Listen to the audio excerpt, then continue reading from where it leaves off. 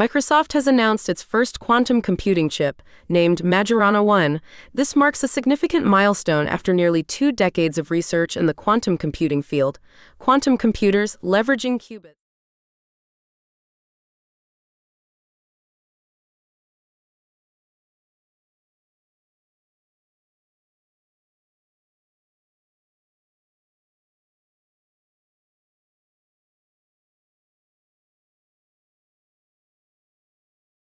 Processors. Microsoft is differentiating itself by manufacturing the chip's components in the US rather than outsourcing. Unlike its AI chip, Maya 100, Majorana 1 won't be available through Azure Cloud Services. Instead, this chip serves as a crucial step towards Microsoft's ambitious goal of creating a million-qubit chip. Microsoft plans to collaborate with national labs and universities to further research using Majorana 1, with commercial reliability targeted after reaching a few hundred qubits, according to Microsoft executive Jason Zander. Microsoft has announced its first quantum computing chip, named Majorana 1. This marks a significant milestone after nearly 2 decades of research in the quantum computing field. Quantum computers, leveraging qubits that can exist in multiple states simultaneously, promise to solve complex problems beyond the reach of classical computers. Microsoft's Majorana 1 chip utilizes 8 topological qubits made from indium arsenide and aluminum, as detailed in a new Nature paper. While competitors like Google and IBM already have quantum processors, Microsoft is differentiating itself by manufacturing the chip's components in the US rather than outsourcing. Unlike its AI chip, Maya 100, Majorana 1 won't be available through Azure Cloud Services.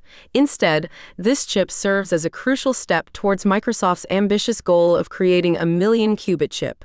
Microsoft plans to collaborate with national labs and universities to further research using Majorana 1, with commercial reliability targeted after reaching a few hundred qubits, according to Microsoft executive Jason Zander.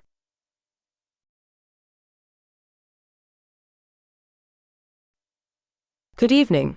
Federal Reserve officials are holding steady on interest rate cuts, according to minutes from their January meeting. Policymakers unanimously agreed to maintain the key policy rate, following 3 consecutive cuts in 2024. The decision reflects a desire to see further progress on inflation before making additional adjustments. Officials expressed concerns about the potential impact of tariffs, particularly those proposed by President Trump, on keeping inflation above the Fed's 2% target. The minutes reveal that members want time to assess the evolving outlook for economic activity, the labor market, and inflation, with most pointing to a still restrictive policy stance. Trump's recent remarks about potential tariffs on autos, pharmaceuticals, and semiconductors have heightened these concerns, posing further threats to prices. The Fed will continue to monitor economic data closely before considering any further rate adjustments. For now, the wait-and-see approach prevails as officials navigate the complexities of inflation and trade policy. Former President Donald Trump is acknowledging the resurgence of inflation, shifting from his previous promises of immediate price reductions. In a recent interview, Trump stated that the Biden administration's excessive spending is to blame for the rising costs. He claims the current administration irresponsibly spent trillions of dollars, contributing to the problem. Recent reports confirm an unexpected rise in consumer prices, with January marking the largest monthly increase since August 2023. Prices are up 3% year over year, a level not seen since June 2024. While Trump attributes blame to Biden, some economists point to substantial government spending under Biden's administration as a potential factor in overheating the economy. Biden's policies, including infrastructure bills and COVID relief packages, added trillions to the deficit. However, the Inflation Reduction Act generated savings. The debate continues over the exact causes of inflation's fluctuations during Biden's term, particularly its earlier spike and subsequent decline.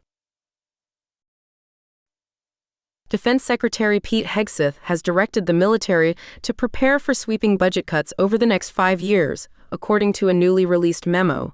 The order calls for proposals outlining an 8% reduction each year, impacting the Pentagon's approximately $850 billion budget. These proposals are due by February 24th. The directive notably excludes border security from these cuts.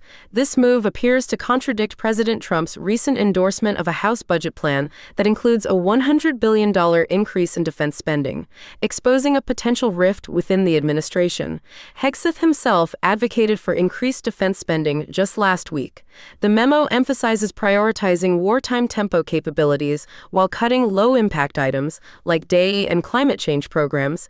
This initiative aligns with a broader effort led by Trump and Elon Musk's Department of Government Efficiency to shrink the federal government through spending cuts and workforce reductions. Some defense officials are expressing concerns that the rapid firings of civilian employees could be illegal and harm military readiness.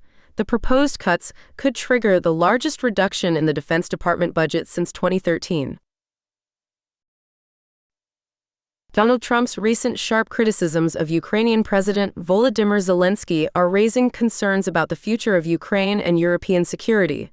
Trump falsely stated Zelensky's approval rating was low and that Ukraine started the war, echoing Kremlin talking points. This comes despite Zelensky's efforts to appeal to Trump as a potential peacemaker.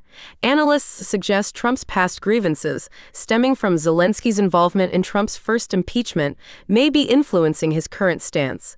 Zelensky has attempted to temper his remarks, but Trump has escalated his attacks, even calling Zelensky a dictator. This rhetoric is fueling uncertainty about the U.S. commitment to Ukraine, especially as some in the White House have also criticized European democratic leaders. The situation presents a dilemma for Ukraine, questioning its ability to navigate the relationship between its wartime leader and its primary military backer, the United States. The comments made by the former president are a gift to Russia, who get to see a divide grow between Ukraine and key allies.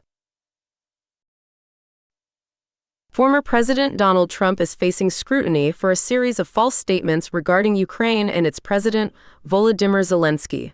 Trump falsely claimed Ukraine initiated the conflict with Russia, a statement directly contradicted by factual evidence and refuted by members of his own party. He also grossly misrepresented Zelensky's approval rating, claiming it was a mere 4%, while recent polls show a trust level of 57% among Ukrainians. Furthermore, Trump inflated the amount of U.S. aid sent to Ukraine, alleging a figure of $350 billion.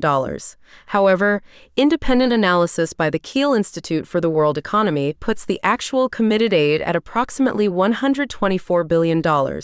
These inaccuracies echo some Russian disinformation narratives and raise questions about the former president's understanding of or intentions regarding the ongoing conflict in Ukraine.